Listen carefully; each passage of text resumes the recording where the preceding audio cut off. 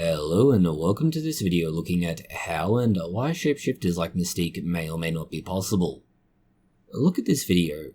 You see Mystique from X-Men change from herself to another male character and vice versa. In both cases, there are obvious and clear anatomical, physical, size and characteristic changes. The question is, how could a person, whether a mutant or not, change shape, and if it's possible, what would it require? Note that this video, while focusing on characters like Mystique, also applies to characters such as the Hulk, where the mechanisms would need to be much more pronounced. This would either exacerbate the problem of any mechanism, or require they just be far more pronounced than they would otherwise be with a much smaller character. Let's start with the first and, let's say, most basic of changes, size. Even if we take anything and everything else to be true and possible, we need to address the change in basic size. In the case of Mystique, she loses at least 5 centimeters or roughly 2 inches as she changes from a male soldier to a female soldier. Inversely, she would obviously have to gain these 5 centimeters when changing into the male soldier. And this may not seem like much, but it really is when we are talking about a sudden change. To make this simple and more likely, let's assume that rather than a lengthening of all the bones in the body, it is instead just the smaller bones in the leg. Both the tibia and the fibia gain 5 centimeters to make Mystique taller. The average bone density is about 1.8 to 1.9 grams per cubic centimeter, so let's say an average of 1.85 in this case. The fibula has a rough average cross-section of 12 millimeters, or a bit under half an inch, and the tibia is up to 30 millimeters or just over an inch. This means we can figure out how much is needed to extend the bones by exactly 5 centimeters. For the fibula, it's 12 squared pi times 5, which equals 4.5 by 5, and in turn that equals 22.6 centimeters, or about 9 inches cubed. 22.61. That means that each fibula, there are 2, needs 1.85 by 22.5 grams of material, or about 41.8 grams, for a total of 84 grams between your 2 legs. For the tibia, it's the same basic equation, so we'll forgo the math here, as we don't need to repeat unnecessary information. There are 141 cubic centimeters of bone in one tibia, and this is equal to 261 grams per leg, this being a total of 522 grams of bone between the 2 legs. Mystique needs to have moved just over 600 grams of bone alone to grow by just 5 centimeters. This does not include the muscles that will just need to be grown or lengthened, but for now let's just say that this is circumvented by stretching the tendons, which definitely doesn't work anyway, but let's try to Iron Man the argument by focusing on the bones alone. 600 grams is about 11.66% of the total body's bone mineral content, and that leads to substantial weakening of the bones across the body. So a physical strength point of view, this is just not possible. As you can see, Mystique alone demonstrates great strength as Wolverine that should cause the weakened bones to exhibit signs and symptoms of damage from being stressed as they are. A physical combat, no matter how easy it may look, is not so easy on the body. And next we have moving the required mineral content. It isn't possible to just move the minerals needed from local bones, as it would cause those bones to weaken to the point of breaking almost immediately. That requires systemic movement of all minerals throughout the body. The human body does have a mechanism for this, and has parts of the bone remodeled by effectively dissolving bone mineral content. The mineral enters the bloodstream, and in this case let's assume the whole amount is in the bloodstream at least one point. That's about 600 grams of material, mostly things like calcium, phosphate and similar minerals. This will then take about 30 seconds to get to the required location to deposit those minerals, but the ability to use it is limited. The amount of blood going to the bone is somewhere around 10% of the total blood volume in the body, so we have to essentially multiply this figure by 10 to account for the 100% of what is needed. That means between 150 seconds or 2.5 minutes and 300 seconds or 5 minutes. We see in Mystique not just complete her transformation in seconds at most, but also not change how she moves or what she's doing. This just isn't feasible. Over a much longer time frame, yes, you could see this happening. After all, the body wouldn't necessarily be as physically active, and there'll be the delivery of the necessary materials, and the body could, to some extent, grow that way. It's notable that we have ignored the issue of protein here, and a large part of bone content is protein. The reason we've done that is that we have a video that effectively addresses the same issue when talking about spontaneous regeneration. The same issue exists here as with that video. In short, it isn't possible for the most part. There just isn't enough protein available in the human body for this to happen. We refer you to that video for a more thorough explanation of why. Next we have the much weaker arguments. The changes in the features of the face and body on a whole. And this is most likely things including facial features, body width, breasts, and so on. First we have simple size, and going from a body that is admittedly small to a body that is quite wide by comparison. This is possible in a few ways, but the mechanisms do create some of the problems regardless of how we approach this issue. First, let's just say that you could do something like a fish with a swim bladder. That is a pouch, or more likely just the abdomen as it is, it fills with air and, like a balloon, stretches. At least in terms of the abdomen, this could work, but it would also carry a huge amount of pain and run other health risks, such as perforating the bowel, or crushing it in general terms. It would also be something rigid, at least somewhat rigid anyway, just like a balloon is once you blow it up. That would mean the abdomen does not behave like a normal body and would therefore possibly be a rather obvious sign of impersonation. And the other option, which is, let's say, far more effective for impersonation and applies to other parts of the body too, or at least other parts than the abdomen, involves adipose tissue. In simple words, fat. And to some degree, shifting fat around the body isn't normally possible on this scale. It can be done on a much smaller scale using hormones. For example, insulin can cause fat to be moved and deposited. For that to happen, you can't just move the fat around either. It has to undergo lipolysis, which is the breakdown of the bigger triglycerides into much smaller sections of lipids. These smaller sections in turn go into the bloodstream, and then move to the required part of the body, where they're reassembled into triglycerides which become adipose tissue. So it's not a simply move fat from one place to another, it's dismantle fat, move it, rebuild it. What makes this arguably more possible is because Mystique is female. As a result, her breast tissue, which is likely to be between 50 and 70% lipids or adipose tissue, could be a feasible source for the lipids required, as it is rather obviously gone when she changes into a male.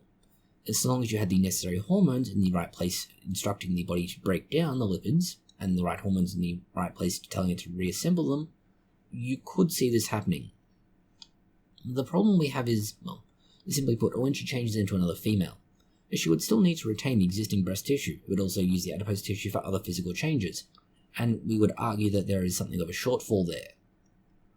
Overall, it would be possible to use adipose tissue to make up some of the changes, but definitely not all of it. Somewhat more difficult is the hair issue. To some degree, the hair that we see, and certainly most hair that you would deal with in your day-to-day life, is dead. Just about the only part of the hair that's alive is the root. As a result, what is growing above your scalp, it can't grow or shrink, yet it seems like Mystique and other characters can do just this. To get Mystique's hair to grow the way it does, we should need to make it either grow more than 10 times faster than it does normally, and that assumes we're only extending it, and the same sort of thing occurs with, say, facial hair. A normal facial hair grows about 0.3mm a day, and scalp hair grows between 0.3 and 0.5 a day. So you have to drastically increase the rate at which it grows, and we would argue 10 is a very conservative number. That alone is already bad, but the opposite is also true. You can't just shrink dead hair follicles. This means that Mystique would need living hair follicles, which just doesn't happen. There is no way for a completely dead and mostly inert substance at that point to shrink or expand. The same issue extends to hair color, but also arguably any other colored aspect of the body. That is going, say, from blonde to brown hair, and colored eyes and skin. The change in hair color just isn't possible. Again, going back to that dead cell issue. The cells have made the hair follicle, it has grown out, it is already colored. You can't change that color based on it being alive. Now, it's a little bit better when we talk about the eyes and skin. They are at least living cells, or at least the tissue is living. In this case, we can see an argument for where they might be able to change color. The problem with this is that Mystique would need to carry the genes for this. In the case of eye color, this is much harder than you might think. Eye color is dictated by a group of genes, not just one. That leads to differences, and that means you need a whole lot of different genes and combinations to get different eye color. It just isn't feasible with the human genome, whether mutant or not, to carry all of the different genes required in all the different variations to get the different colors. Skin color is a little different. It is still based on multiple genes, but is a little better in that it is just 6 genes. But even that is a lot of genes for even a mutant to have at any one time. Even that also assumes normal skin color genes. let alone obscure colours, such as blue. We could also make a case for things like, say, voice, mannerisms, and similar, that might be related to physical aspects. These are not necessarily a strong case, as they rather obviously can be mimicked with good training, and to some extent, let's say if you were to modify your vocal cords through the various changes required, this would require some more dicking about than you might otherwise think, you could say get a deeper voice or a much higher voice. Something that cannot be mimicked or otherwise made up for is the acquired or developed conditions. Think of things like celiacs or lactose intolerance. These are not mediated by genetics on a scale we're talking about, but instead are a part of the body. For example, with celiacs, you have an autoimmune problem. The immune system is literally attacking your body in response to something like, say, gluten. Lactose intolerance is, yes, partly genetic, in that the body does not produce the lactose metabolizing enzymes, but the actual issue is the absence of those enzymes. So if you are already producing them, you can't really replicate that because your body has already made the enzymes. They don't just disappear magically. These are things that a shapeshifter just can't replicate. Not just are we talking about specifics like this, but most cells in the body are already specialized and finalized. They can't just up and switch roles, appearance, and so on. Even if they could, it would require an exorbitant amount of energy, so much so that we can't see it ever working. The exact amount of energy needed would be similar to what is needed for spontaneous regeneration, as described in our other video. As such, the sheer amount of energy required would literally destroy the body of the person involved. It's just not practical. And we don't mean practical as in you could possibly do it under the right circumstances, we mean as in it's just unrealistic in any sense of the word. We've spoken a lot about dead things already, but the idea of dead things brings us to another significant problem. The creation of non-living things that seem to operate separately from Mystique's body. For example, ID cards or tags. These are very obviously inorganic, or at least non-living. That does mean you can't create, say, an RF card for swiping into a building, or diamond skin. You can't create a hat out of nothing.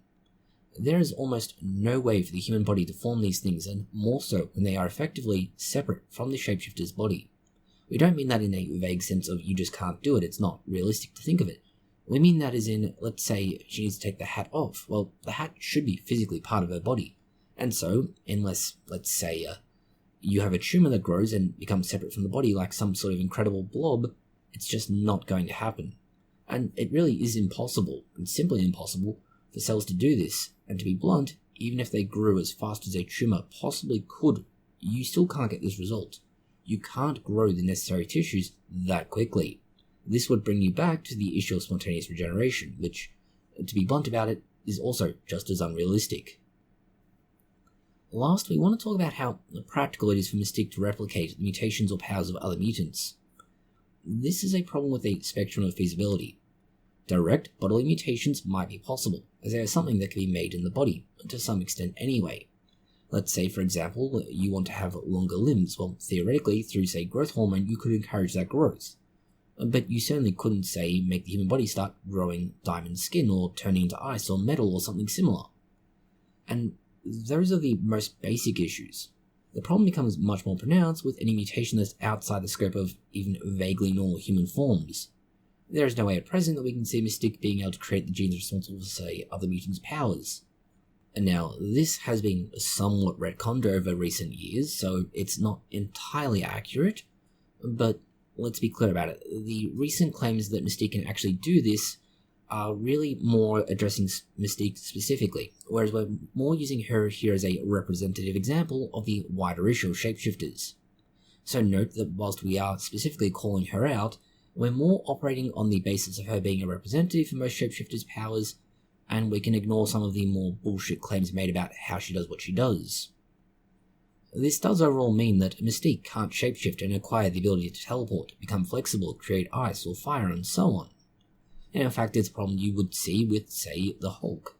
The Hulk literally cannot grow to their size and back again, simply based on, well, various issues to do with the sheer nature of changing like that. You have issues with, say, Loki, and various other characters, and again, this is not just limited to, say, the Marvel, DC universes and similar. It's true of just about every single fictional depiction of a shapeshifter. Overall, most of the shapeshifting powers we see just aren't feasible.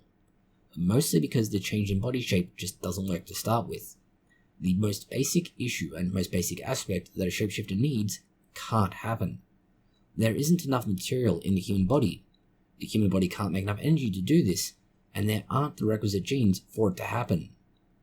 If we were talking about this in a non-biological sense, we could actually see a way for it to be possible, such as nanobots, but shapeshifters are nearly universally described and discussed in the context of biological organisms.